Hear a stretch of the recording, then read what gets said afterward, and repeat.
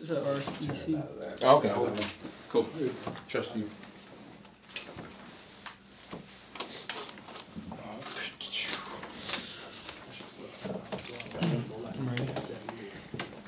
All right, we'll get started, gentlemen. And I ask you here, first of all, I appreciate you coming, taking the time out, of your schedule to do it. Definitely appreciate it. But this kind of stemmed from, what's been going on, the after effects of the Trayvon Martin trial. I was having several conversations with Shawn, Gardner, and what we came up with, I guess, with a topic, turned into a topic on my part was, can young black men be boys?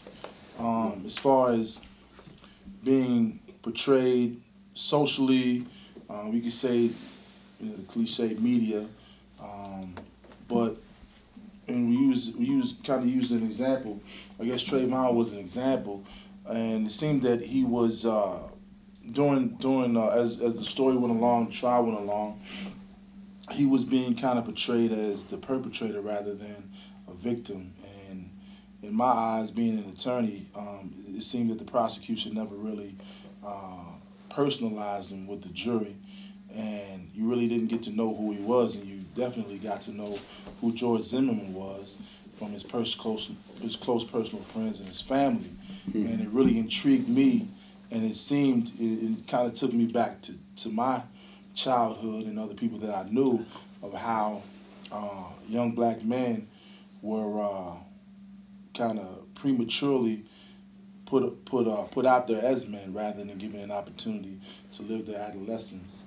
And I wanted to get everybody together to kind of expand on that. And this can go any direction that you want to go. I know it's going to go in a bunch of different directions because we got a bunch of different powerful personalities, but I wanted to start it off on that premise, and then if anybody that wanted to jump in, I know if you want to go in any particular order.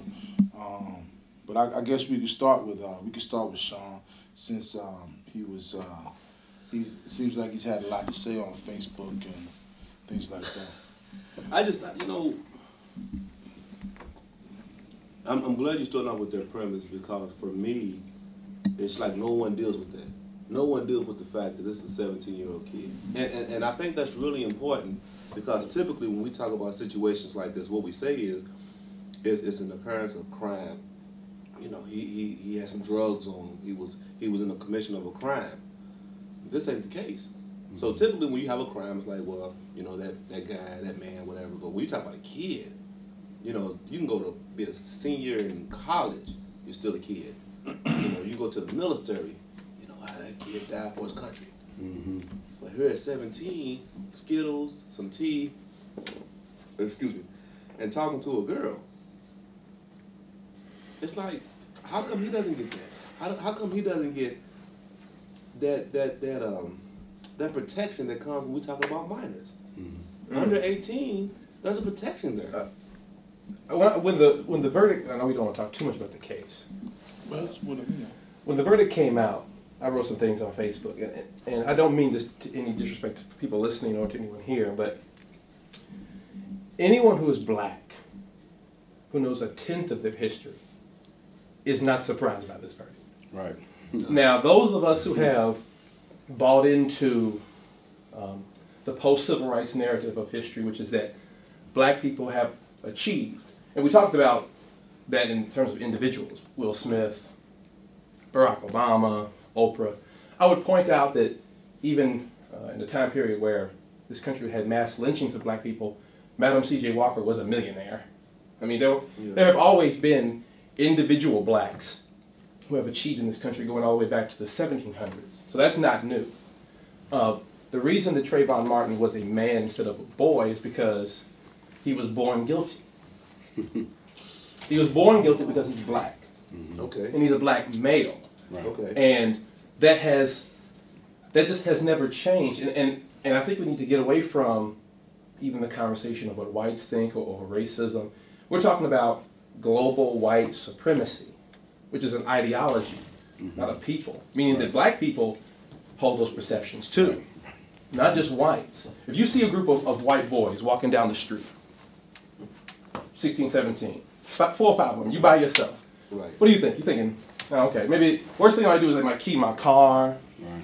But you see the same group and they're black boys. What do you think? Right. Even if you don't call the cops or you don't act a certain way, there's a certain thing in your mind that goes, you size them up at the very least. So for me, when the case was lost when they didn't make the arrest and didn't do a blood test or breathalyzer test on Zimmerman, and this idea that, oh, it was 6 women jurors, they're mothers of white children. Which is the difference. There was a time where white children were brought by their mothers to lynchings to see black boys and men burned. Mm-hmm. So, do I think that the prosecution had the best case possible? No. Do I think that this is the end-all be-all? No. I mean, this has happened before. Timothy Thompson Jr. in New York, right. Oscar Grant, Amadou Diallo. Mm-hmm. I mean, on and on and on. And that's because, regardless of individual achievement of certain blacks, white supremacy tells us that black men are dangerous. I mean, he was dangerous. What was the juror's name? B37. I love her. I love her interview. Trayvon just got mad, and that alone, you being angry, is equal to a gun. Yeah, and we all have experienced it on certain levels. So I'm not. That was powerful. Surprised at all. I mean, that to me was. Wait a minute. You said you're not shocked. You're not surprised. I guess I'm the naive one at the table. No, I don't think it's naive. Because I'm sitting here like, no, I don't think it's naive. No, this ain't gonna happen. No, I don't think it's naivete. I think it's just that, and just to give a little bit of my own background, when I was a young kid, my grandparents were now deceased. My grandfather was born in 1917. My grandmother was born in 1921. And these were fair-skinned black people, people who could pass. And I remember being 5 and 6, and my grandfather taught me that poem way before I heard it on TV. Mm-hmm. If you brown, stick around. Mm-hmm. If you yellow, you mellow. Mm-hmm. If you white, you all right. But if you black, step on back. And this is a light-skinned Adam Clayton Powell looking man. So the idea of Trayvon Martin, in our minds, he attacked George Zimmerman. He got into a fight with him. Mm-hmm. And that's believable. That's believable. And just like any one of you in here, I don't care if you're as big as Shawn or as skinny as me or how old or young you are. Anyone can say, well, I mean, Mr. Jerald did get mad. We can imagine that in our minds, like, yeah, yeah, he did. So even when someone like Malcolm X, who for years was very calm, well-respected, at the end of the day, he was portrayed as always angry. Mm-hmm. There's really nothing you can do about that, you know, but unfortunately for you. But what about information?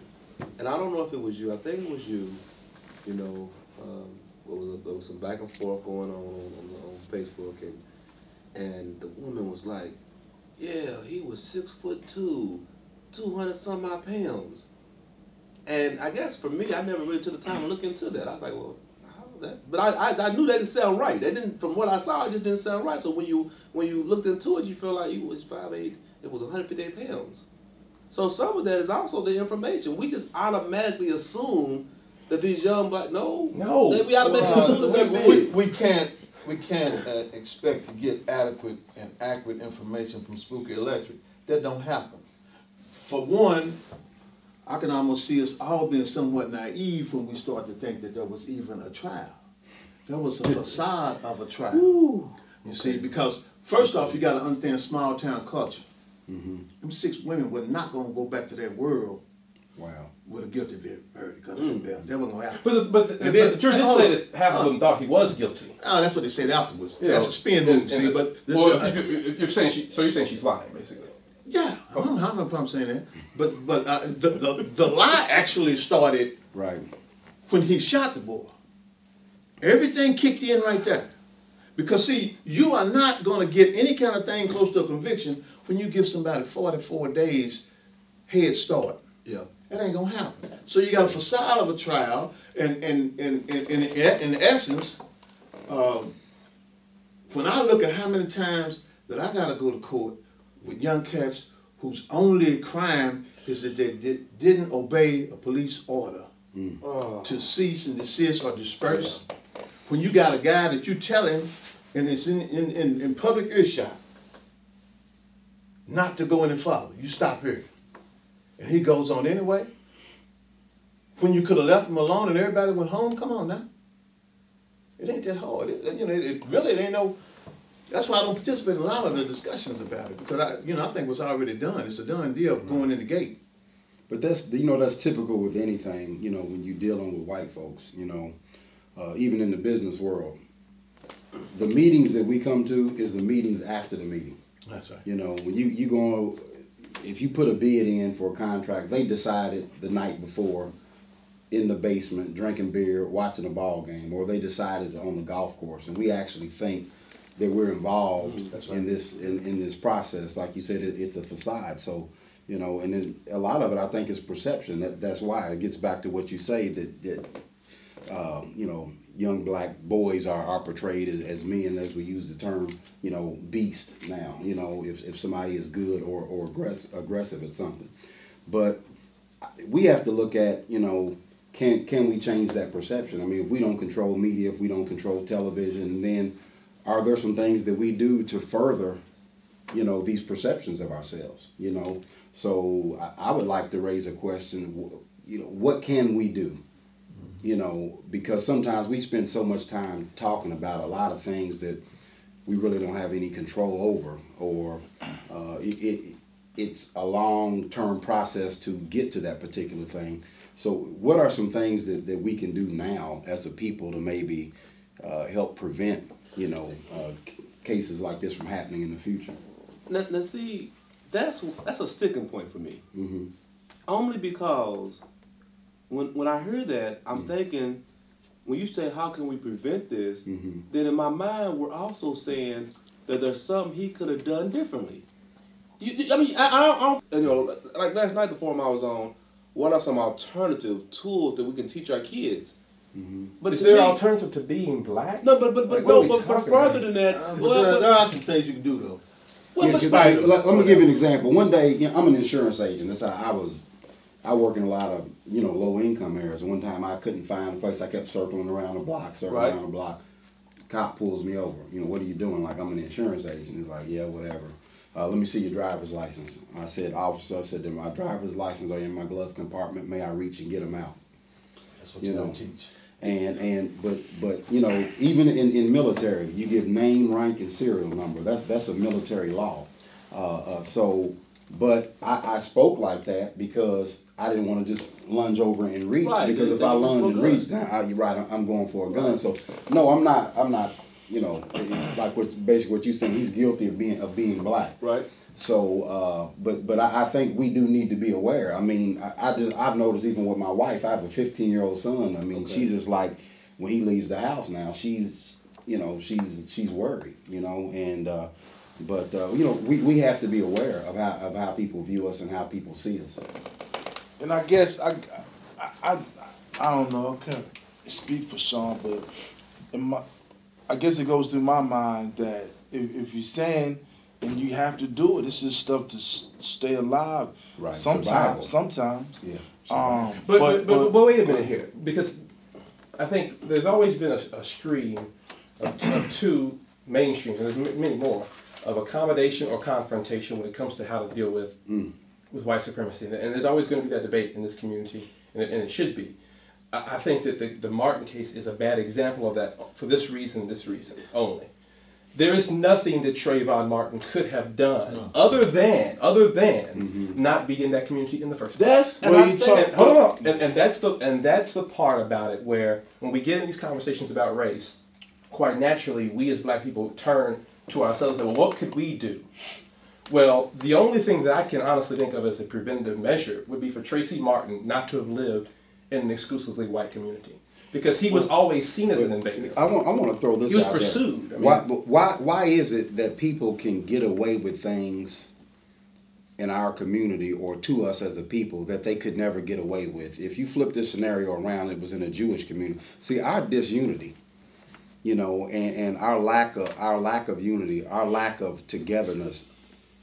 People can do things to us and not pay a consequence for it. You couldn't do that in the Jewish community and get away with it. You couldn't do it in almost any other community and get away with it. But I think some of that problem is other cultures still have a connection with their struggle. Mm-hmm. It amazes me how we can have immigration, and you can literally come over here and then protest for your rights. Right. You know, to me that's wild. Or you hear people say, well, immigrants take the jobs that quote unquote blacks won't do. Right.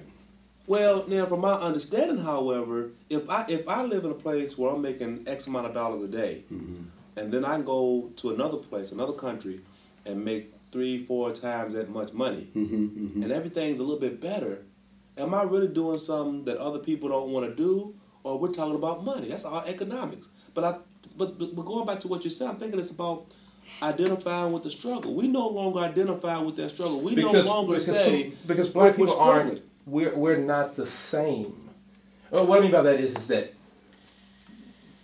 black Americans, the people who are in this country, who have been here for hundreds of years now,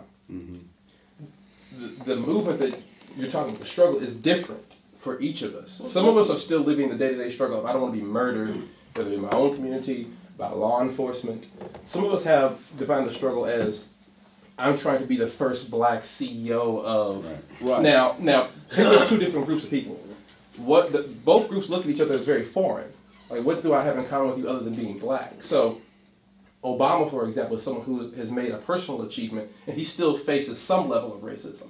But it's not the racism that a kid who lives in the South Side of Chicago faces, which is a structural and impositional racism, meaning that his life is literally day-to-day in danger. And there are certain black folk who have a different struggle altogether. So I think when you say the struggle, even that will conjure up different emotions or different perceptions. I don't know what the struggle is. But I think that's it though. I think the way you just broke it down is primarily what I take from what you're saying, because however, it shouldn't be that many different struggles. Eugene Robinson, when his book The Celebration of Black America. That's not by accident. That's all by design that we've gotten a lot of things to water it down.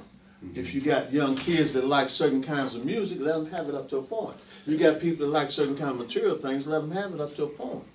And that keeps anything relevant to a struggle. We got a lot of young folks at this point in time don't even remember anybody from 15 years ago because they don't know about that. Yeah. You know, so I mean, it don't really change a whole lot in that respect. I think the other thing too, in looking at something that we need to do, in my mind, and I took to doing this several years ago, in hospitals, they got something called tactical defense. And that's where you take down individuals without hurting them or staff getting hurt either. I started doing something called intellectual defense, where you can't play games with a person who's abreast of the game from the get-go. So you start tuning into person's what if. You go into the job interview, what if this happens? What if this happens? What's your move if this happens? Those kind of things like that. You got to do a little extra as opposed to just basic teaching what to put in the blanks, because it's not going to get us there. That's not going to get us there at all. And then the other thing is teaching a practical reality of the value of education. The whole thing is you can get as much education as you can stand, and then some. And it don't mean that. Yeah, because no one sees you as a straight A student when you're black and have a Well, that's right. Well, see, and as long as you can give that reasoning to it, then the plan is set. So this is why I'm wary of even and this is coming from me, I mean, the education component of it, or people who push education. I'm not saying that it doesn't matter. But I think fundamentally the issue is, in part, what Mr. Jerald said, and incorporating a piece of that, which is that you can be a PhD, or you can be the chair of the Republican National Committee, as Michael Steele explained, or you can be the vice president of NBC News. You still get pulled over, you can still be profiled, you can still be pursued, and you can still be murdered, simply because this individual doesn't think you belong here. And there's no degree. Nothing changes that, though. See, that's what you're saying. But there is a piece, because I think the piece that Mr. Jerald was talking about is the reality of living in. I don't fear that because I live in a black community.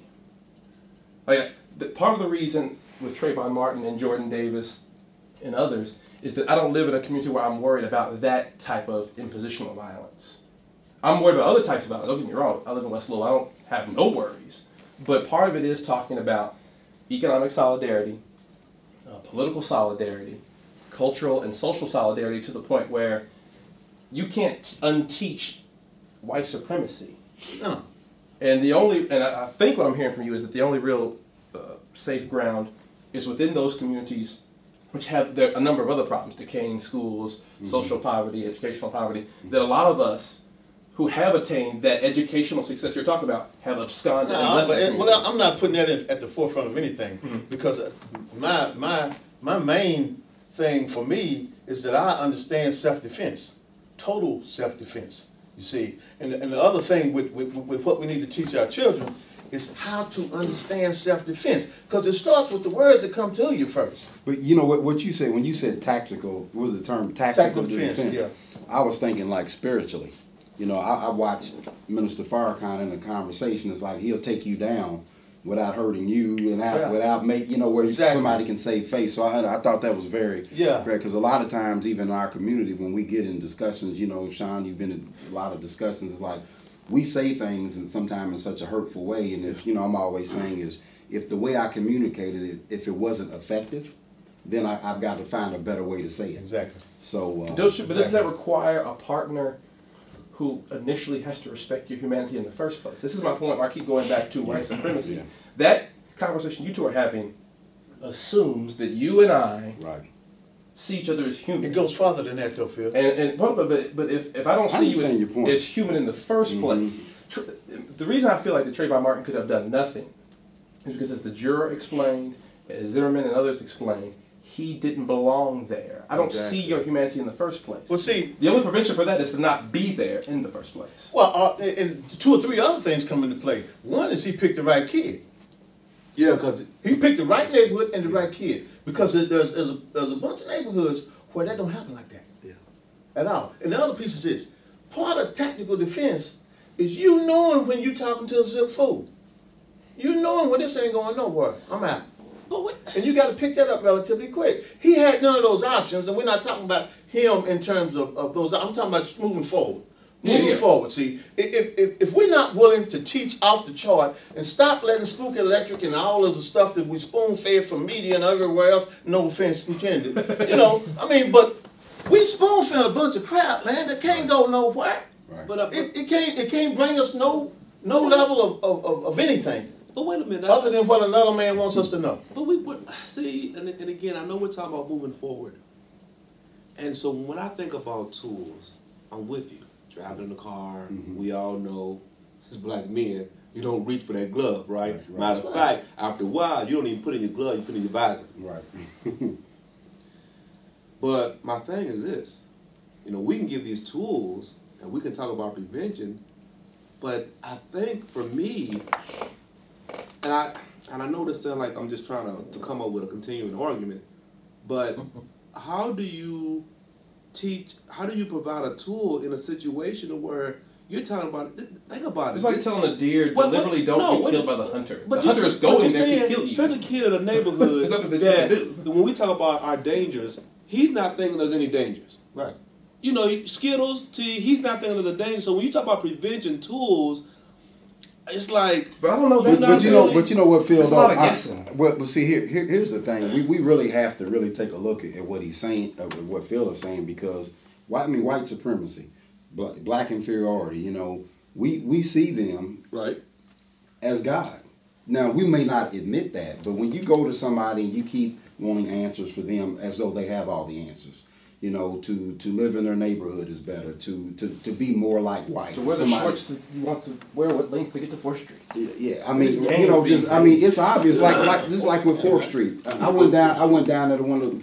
You don't want me here. I don't want to be here. I don't go anywhere where I'm not wanted. But to us, we will take energy, organize, meet to go in.